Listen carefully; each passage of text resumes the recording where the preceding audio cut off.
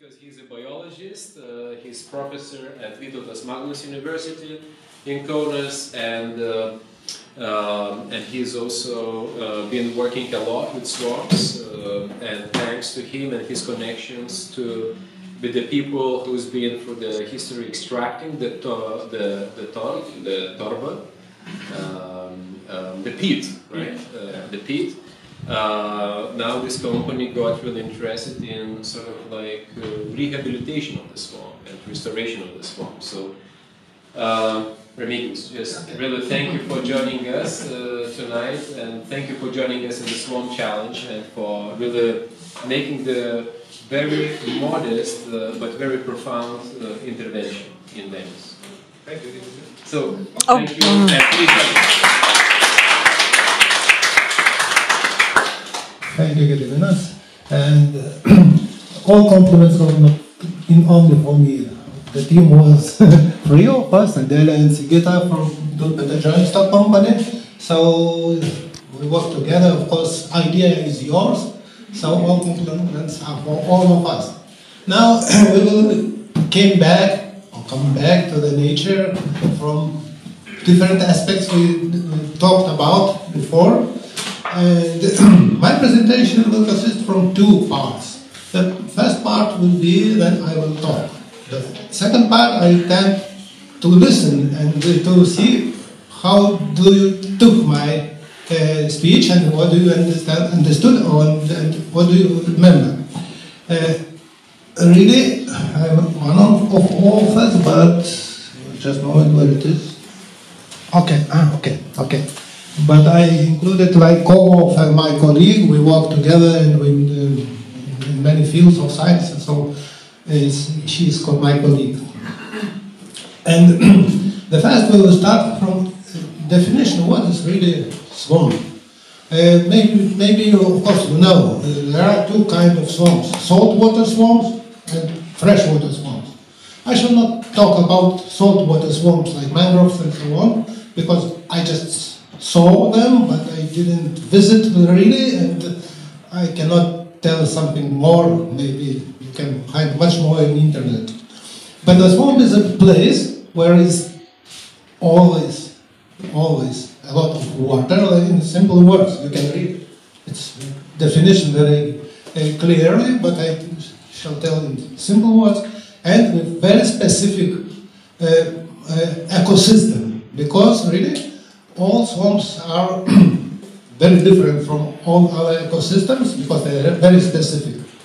And let's start from this, that how they appear, let's say.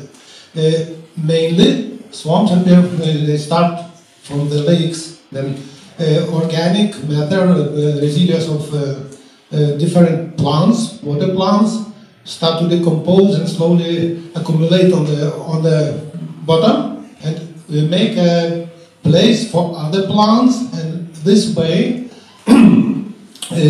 slowly lake, how to say, disappearing, and in this place appear a low swamp. There are three main types of swamp: low swamp, raised swamp, and something in between. It's very complicated to explain exactly what is in between, but this is process. From the lake to the forest, it takes thousands of years.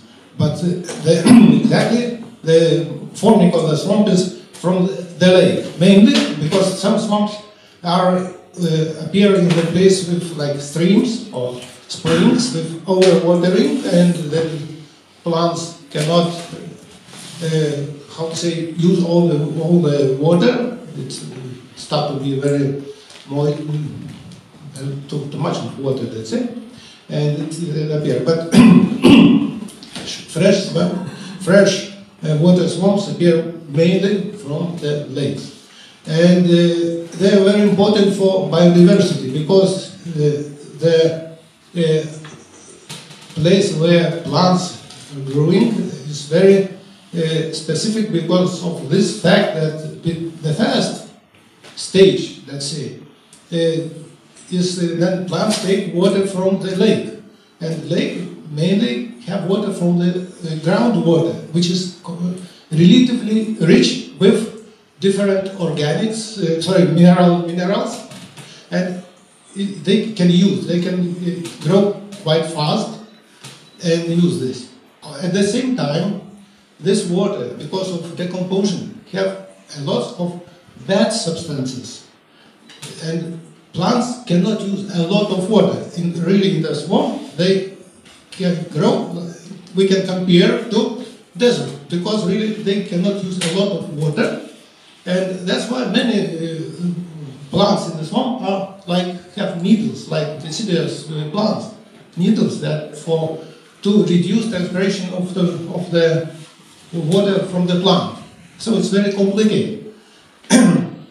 Still, and that's why this process of decomposition is very slow, because in the water there is no oxygen or lack of oxygen. It's very slow. It takes thousands of years. Our largest rice bowl in Lithuania, according to scientists, is about 11,000 years old. So it's really, really old. So let's go to swamps. And the swamp, again, is very important element and plays significant role in creating a landscape. And every swamp have small departments, let's say departments, of different ecosystems. That's why it's very interesting and very good for biodiversity. You can find very different conditions for plants and for animals, for insects, because there are a lot of insects in the swamps. So it's that's why my presentation is about Megapolis, which merge different communities, like in Megapolis, which exist in one territory.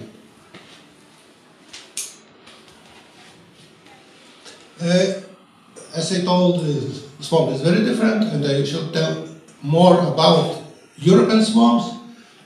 So just some samples of different swamps. It's one sample from Čepkeliai strict reserve territories, Čepkeliai swamp in Lithuania, in the southern Lithuania. Just I want to show you that on the right corner you can see some wood stand, and further is like island, because it's not so deep, and in the swamp you can find sandy islands with big trees, pine trees, where it's nice place for birds, for animals, for every nature, every member of the nation, let's say.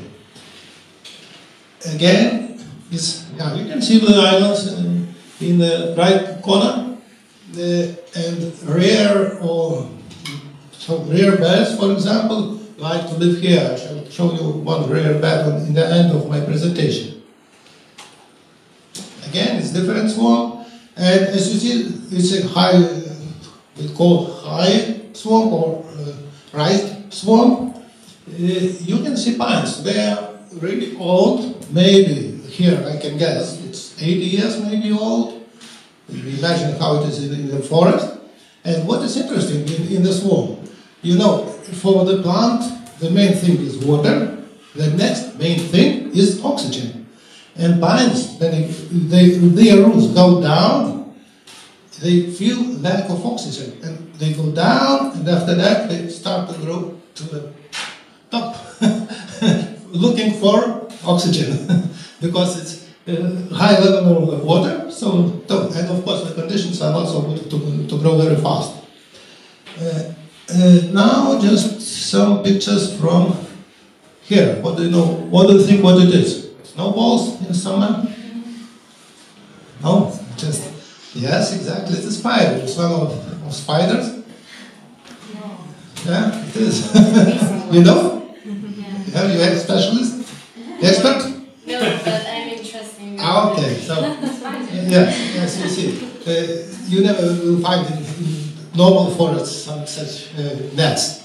It's very, very interesting, very complicated, but still it's just to show how the conditions are important for different type of animals and let's say fauna. And in this occasion, I can say that maybe I shall forget later, I shall tell now, that because of climate changing, of warming, the first new species of the spiders appeared in the swamps, which are coming from the south. We had never before. And now we have new species of the spiders in our swamps. Maybe later we'll go to the forest or somewhere, but we feel this changes, the changes of the climate.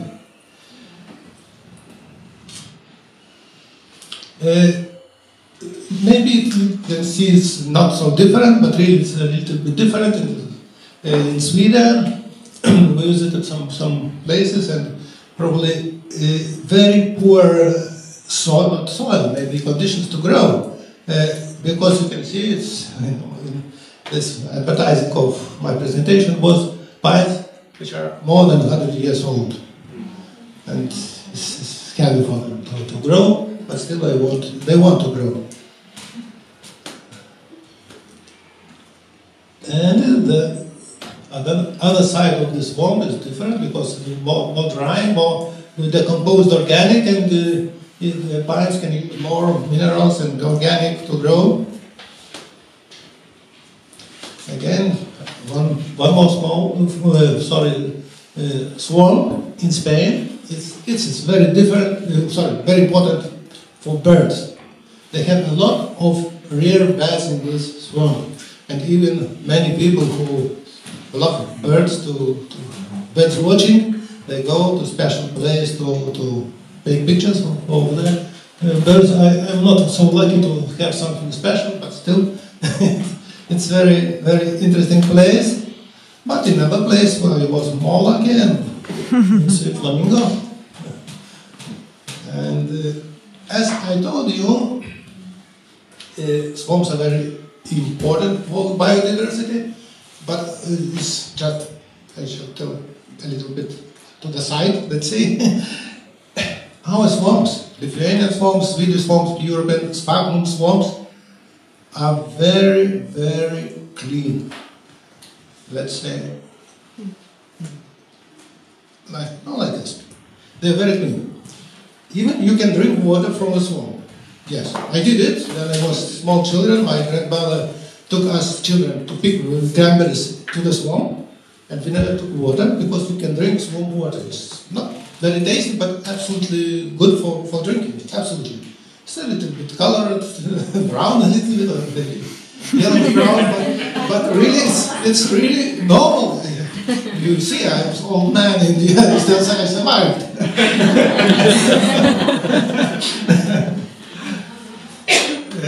And now I can say about other kind of swamp, which start really the same. But this swamp in Madagascar, you cannot even step to the water.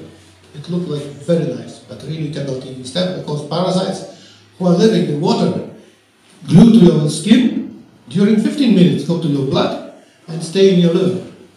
So it's not talking about to drink such water, to step to a fresh water. So I didn't swim.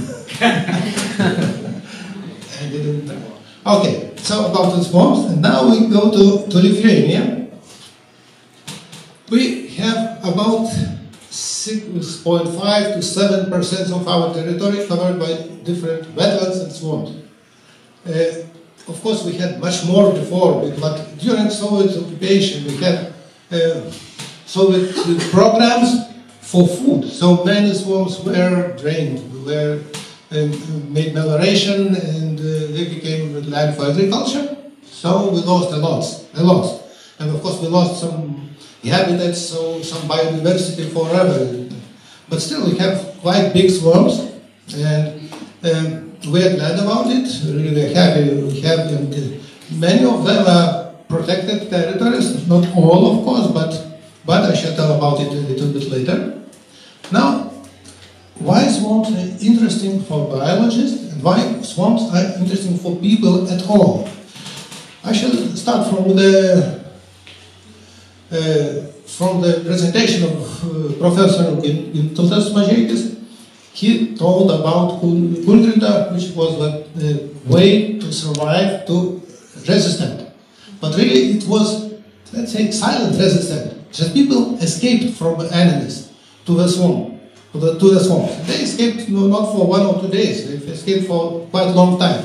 So they were forced to live in swamp and to understand and to become like a community of the swamp, to use swamp. So they were forced to know plants, edible plants, poisonous plants, useful plants, everything.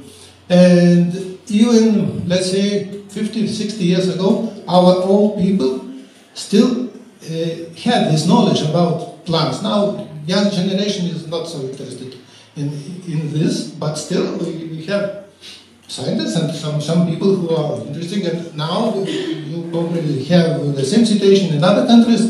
This medicine with herbs, different herbs, is very, how to say, on the wave.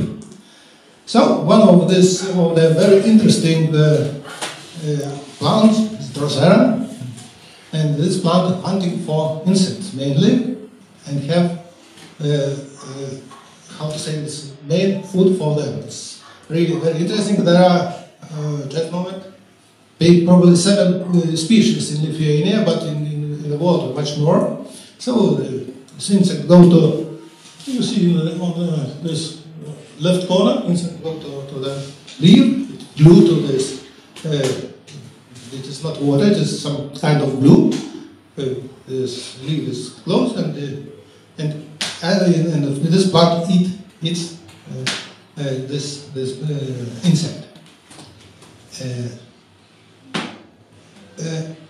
Another very interesting plant, quite rare in Lithuania, is Andromeda polifolia, Bogrosman.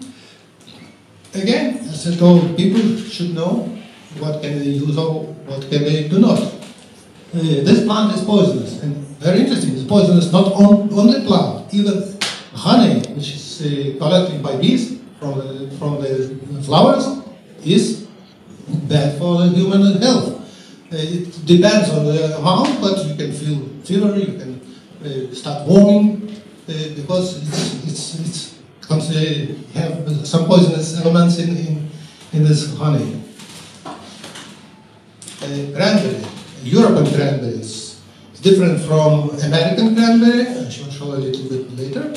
It's very important because even 40 years ago in Lithuania, many people visited swamps just for picking of cranberries. In summer times it was different, like we have now, and it was impossible to buy many things in the shops, especially in winter time. So many families prepared everything themselves. And as I told me, I am not expert, but I went many times, and I was just maybe 7 years old, 7, 8, 10, and later. That's why I love swamps. And it's very important. One of plants which is slowly disappearing in the swamps because of changing of water level and because of pickers. And now, that's why I shall tell you later, that now is in territories where strict protected territories is forbidden for people go to pick berries, with the exception of local berries. But now it's different because young generation don't like to pick berries, to have it for them, so they prefer to buy in the shop.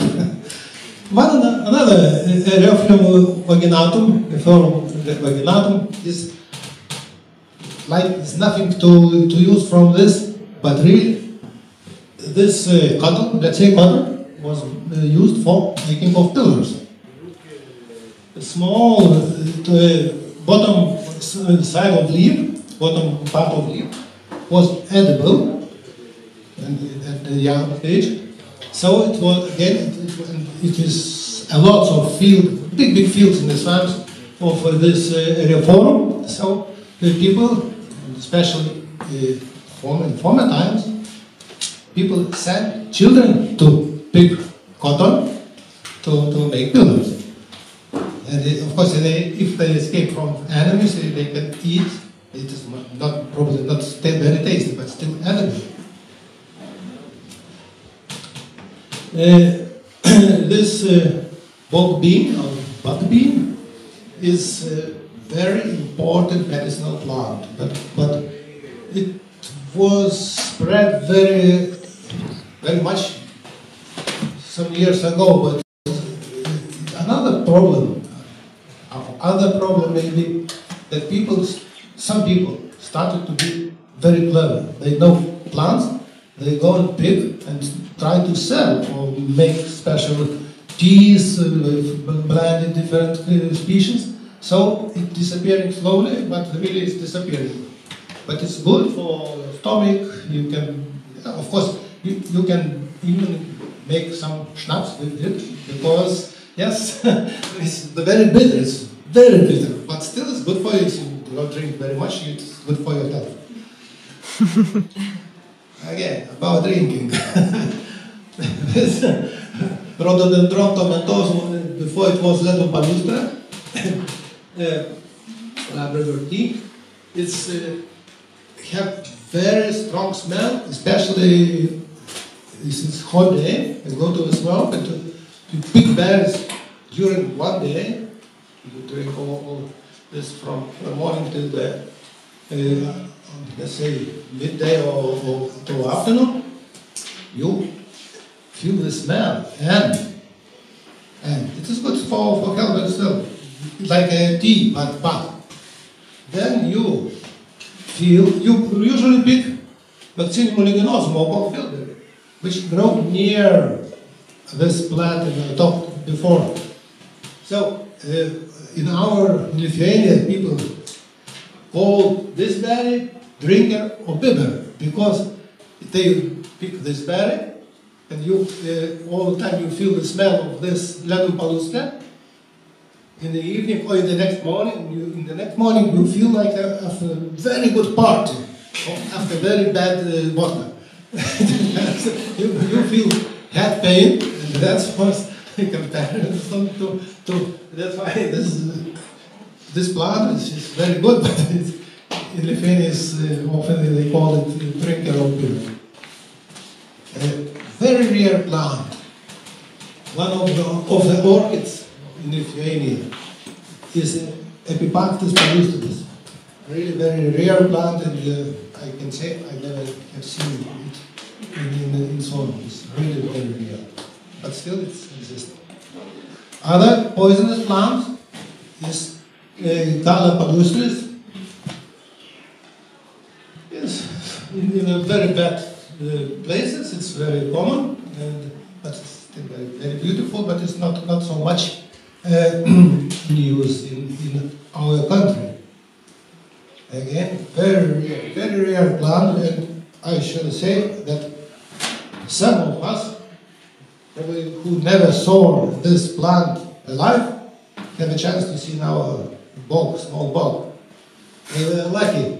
Just we brought it from Lithuania to this plant. It's very tasty, very good berries, but really very rare. And it's exactly this piece of the swamp from Shepeta swamp came with this berries. So we are lucky to see. We will not see the berries, but we find the leaves, and you shall have a chance to find this flag if ever. Okay? In the second part of let's say my presentation. Again, Empetrum nigrum is edible, not tasty, but it's edible. If you have nothing to eat, you can eat. Again, blue color means that it's a lot of anthocyanins. Anthocyanins, you know, it's very good for our health, even if they're not tasty. Blueberries are tasty and with anthocyanins, but this one is not so tasty, but still is good for our body. And again, very rare plant is Beatula nana. I even don't know how is exactly this species in English. It's a badge. It's from tundra, and Lithuania is probably northern Lithuania is probably the last part of boreal zone where it grows. So I think we found it here in our book as well. So it's very rare. It is, you will not see it like a tree. It's always like shrub, up to 50 centimeters, no more. Okay, and now, just a moment. Lycopodium anatinum, again we have it's protected plant, but it happened that it came with the swamp. Sorry for that. It's very quite rare in Lithuania. Quite rare, not very, very much. Again, the sphagnum is very popular and very occupy huge territories in the swamps, and it was used for insulator, like insulator in wooden constructions.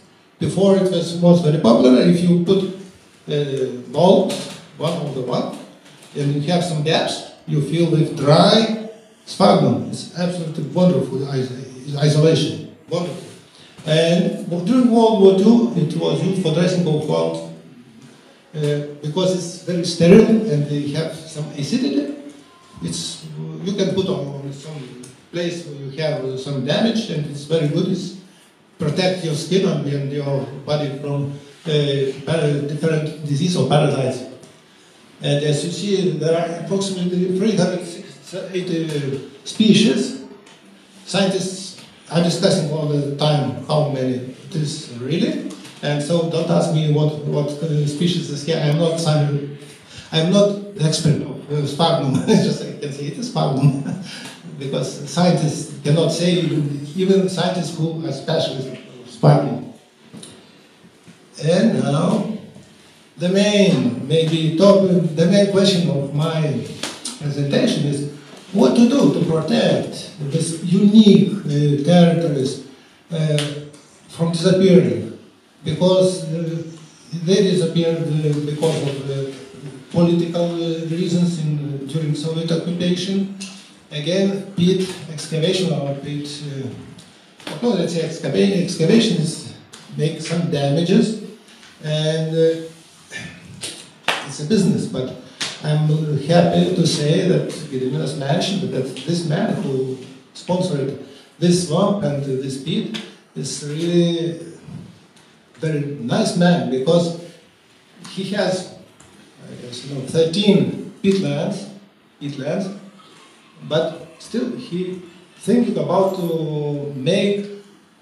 own the private strict protected area in the swamps to save this the biodiversity in the middle of this peatland. So there are different options how we can do it. If we have such kind of bog and we feel that these changes are too fast, we should cut trees. Why? It sounds very drastic to cut the trees, yes? But really, one tree can evaporate some cubic meters of the water during one whole day. So if you want to keep the level of the water quite high and good for other plants, we should cut big trees. And we have some experiments in Aukštumala rice bogies, which is the first bog. You have information on the wall about the first bog, which was described in the scientific style in the wall. So they did it. So it's one of the ways. Other way is, which I like very much. I saw this in Indiana State, on Michigan. On Michigan Lake, in Beverly Shores. This territory was drained for many years, but didn't use. So local people started to think what to do, and they watered this territory again. They, damaged all these places to take water out, and they just watered from the lake with fresh water, and now they like experiment, let's say, but they have the possibility to see how they will reborn the biodiversity in this territory, which is good now for frogs, or different maybe different animals, small animals, amphibians, and good example. I don't believe we will have some situation in Lithuania, but still, it's a very good example how to do it. And now, there are, in Lithuania, we have some options what to do with the peatlands after excavating. And one of them is, maybe not, I should tell later about it, but still, if we want to protect, we need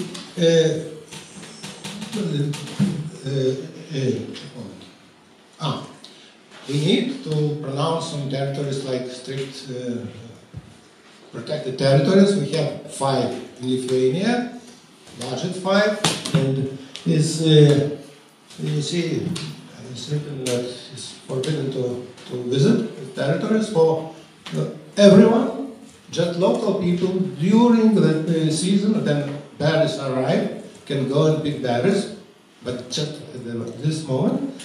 But again, now local people do not, young generation do not like to do it. Old generation is too weak to do it. So this problem is disappearing itself. But still, you cannot go and work in this mode. If you are not like scientist, if you have permission, you can go, of course. Okay, now there are different options what to do with peatlands after excavating. According to the rules, after excavating, it should be about 60 centimeters of peat, which can be used for, but not extracted, it just should stay. There are options. You can make cranberry plantations. Yeah? These pictures from Canada, they do it differently. In Europe, we do not do it because they still take swamps, drain them, and make cranberry plantations. It is still discussion between farmers or plantators and green people. Is it good or is it bad? Of course, the farmers say, okay, we just change cover but monocultures and agriculture is not the same like biodiversity. But in Canada they do it. And of course it's good business, we can do it the same. But in Lithuania we have different situation because this peat, which remains on the bottom, is not good for cranberries. It's decomposed peat. Cranberries is not like decomposed peat. So it's complicated.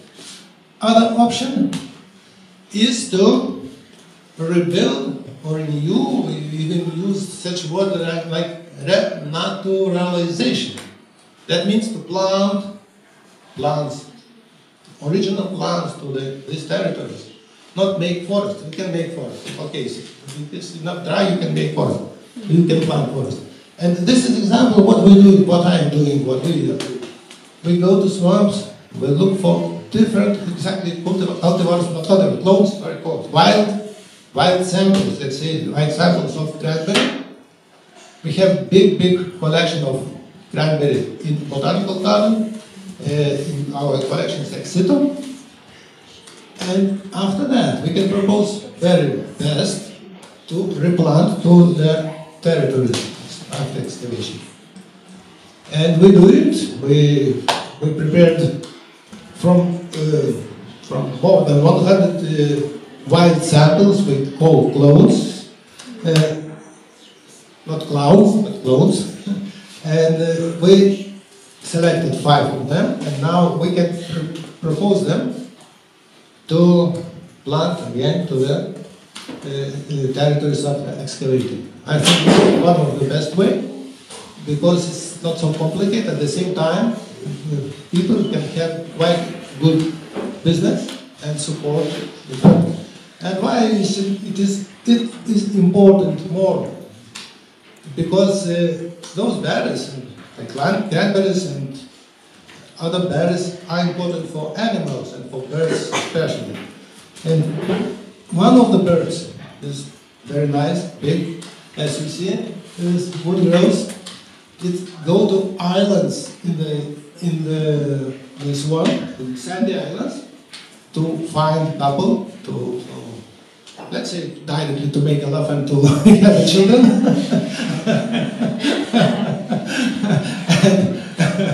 and one of the important, and it's very rare in Lithuania. And maybe I finish with this, that if we take some efforts, we will make some efforts to rebuild nature, to protect nature, we will feel really satisfied, and we will ensure the future of our children and grandchildren as well, and we will feel part of nature. But even in nature, yeah, that competition exists. It was love season for him, then we met, so he decided that I'm the male, and he started attacking me. And of course he was the winner. Thank you so much. And I have one question. You mostly pay attention about plants, and it was wonderful. I actually need to later to ask some of them of you directly, because I ordinarily, when we return back from Vorkuta, Lithuanian power, Soviet communists, allow us to live only in swamps. And I mean, after tundra, we spent somewhere about 10 years near swamps in different places of Lithuania. And you know, and I met by this time that there are lots of swamp people until now. It means that differently from the cities or country villages, you know, they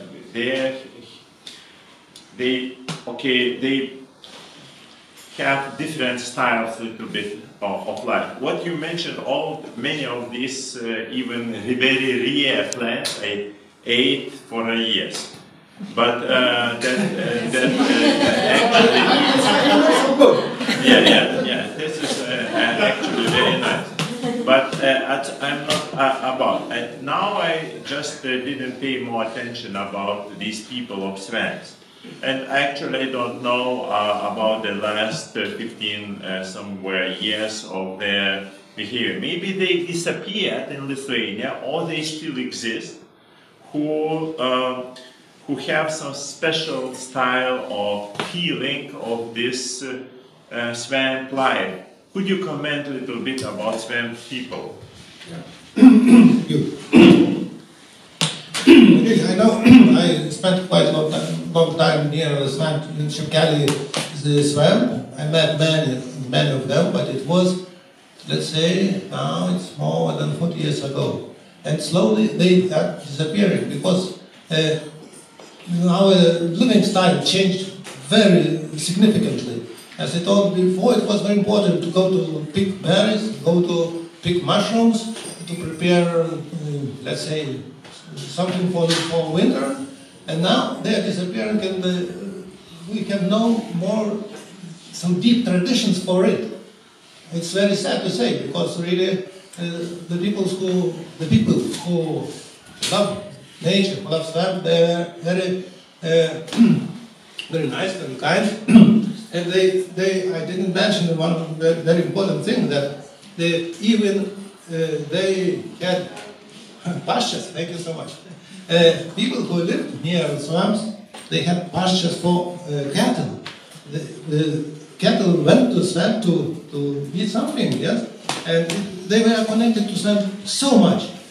But now everything is changing, and I don't know. Now I know some people who are very good people, like they love nature, they are responsible for this, but no more like very old people. They went to swamp to make homemade vodka, yes, as well, bimber. So they were connected to swamp so much. Now we can have not such people. Scientists, foresters go to swamp or near swamp, but they do not live like a swamp people.